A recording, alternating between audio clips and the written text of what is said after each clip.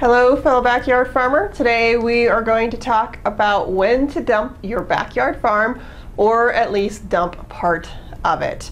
Backyard farming has lots of components, and most of us get into backyard farming not knowing anything about these different components. So we get into bees, and we get into rabbits, and we get into chickens, we get into aquaponics, we get into vegetable gardening, we get into fruit trees and vines, and we don't know anything about it. We think it's going to be great because we've read about what other folks have done, and then we get far into it, we make a financial commitment, we make time commitments, and suddenly things aren't what we thought they were going to be.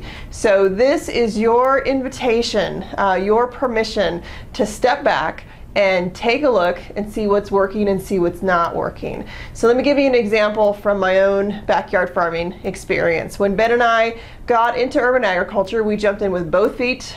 We took on everything: rabbits, chickens, ducks, bees, aquaponics, gardening, the whole shebang, and found that for the most part we really enjoyed it.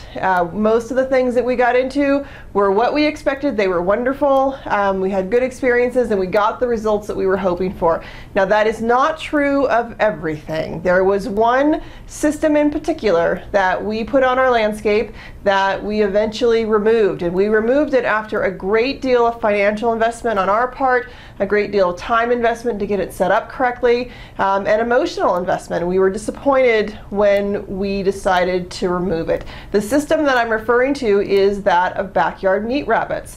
We wanted a clean, humanely raised source of backyard meat, and so we decided that rabbits was the way to go. We invested heavily in commercial cages. We sought out the best stock available, and we went far and wide to get good genetic crosses.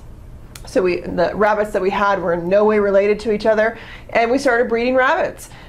We bred several litters. We even processed out a couple of those litters, and what we found, there was a couple of things that we were unprepared for. The most obvious is the emotional toll required to process a rabbit. That was really difficult, and both of us decided that it was more than we had bargained for. We didn't really want to continue to do that.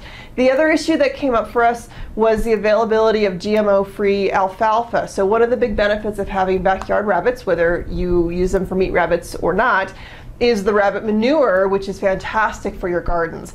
Once we found out that a majority of the alfalfa in this country is or will be contaminated with GMO alfalfa, we began to realize that not even the manure was, for us, was worth keeping the rabbits around. So after well over $1,000 in cages and pedigreed rabbits, and registration fees with the American Rabbit Breeders Association, and tattooing kits and feeders and bowls and crocks and foot pads and nest boxes and carrying cases and all the rest, we made the hard decision to stop raising meat rabbits, and we have been happier ever since. So here's the bottom line. If you have a system on your landscape that you had envisioned working one way, and then you find that in the reality it's working another way completely, and it's not bringing you what you hoped it would bring you, do an assessment. Are you putting more into it than you're getting out of it? This is a permaculture concept called inputs and outputs. If you're inputting more money, time, energy, resources, emotions, then you are getting benefit out of that system, consider one of two things: either alter the system or get rid of the system. It could be the system is not balanced correctly, and that's why you're having so much difficulty. So if you change something in the system, then it works and it functions the way that you hoped, and everybody's happy. It could be that it's just not a good fit for you, like the rabbits for us, and that you need to get rid of the system altogether. Now this is as true of a system in your backyard farm as it is of the backyard farm itself. If your backyard farm has turned into a nightmare and you are frustrated and overwhelmed, take a step back. Look at it first to see what could be improved, maybe what systems could be done away with altogether, and lastly, consider whether the backyard farm is a good fit for you. This again is your time, this is your permission to take a hard look and say, maybe not. Maybe this isn't what I had signed on for. So do what's best for you, do what feels right.